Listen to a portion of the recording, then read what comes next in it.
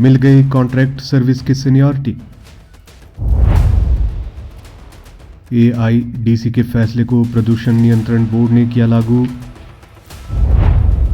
High court के फैसले आने के बाद राज्य सरकार में कई विभागों के नियुक्त कर्मचारियों को मिलेगी सीनियरिटी। हाईकोर्ट से फैसला आने के बाद अब राज्य सरकार के कई विभागों में नियुक्त की तिथि से सीनियरिटी देने की प्रक्रिया शुरू हो गई है। राज्य प्रदूषण नियंत्रण बोर्ड ने एचपीएसआईडीसी से हाईकोर्ट गए सुशांत सिंह नेगी बनाम हिमाचल सरकार केस में आए फैसले के आधार पर अपने यहां से जूनियर एनवायरमेंटल इंजीनियर को असिस्टेंट एनवायरमेंटल इंजीनियर के पद पर प्रमोट किया है। ये प्रमोशन नियुक्ति की तिथि से सेवाकाल को काउंट करते हुए दी गई है। प्रदूषण नियंत्रण बोर्ड के जॉइंट कंट्रोलर विकास गुप्ता की ओर से जारी किए गए आदेश के अनुसार उन्हें प्रमोशन बेशक मिली है, लेकिन फाइनेंशियल बेनिफिट नोशनल आधार पर दिया गया है।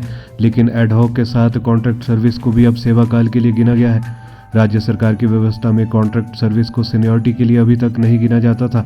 इसी तरह के मामले आयुर्वेद और शिक्षा विभाग सुप्रीम कोर्ट में हार चुका है, इसलिए अन्य विभागों में भी इस प्रक्रिया को अब अपनाना पड़ेगा।